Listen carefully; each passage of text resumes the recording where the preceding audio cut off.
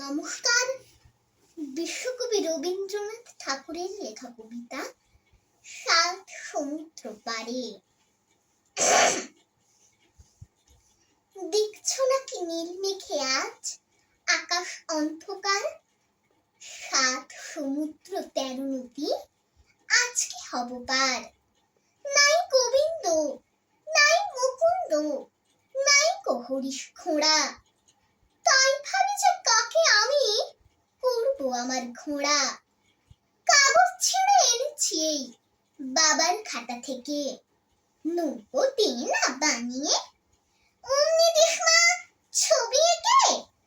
রাগ করবেন বাবা বুঝি দিল্লি থেকে ফিরে, ততক্ষণ যে চলে যাব সাত সমুদ্র তীরে।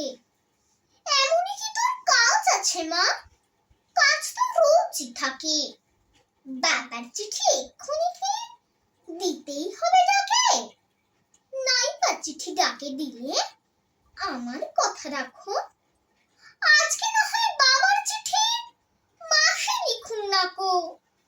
আমার যে দরকারি কাজ বুঝতে পারো নাকি?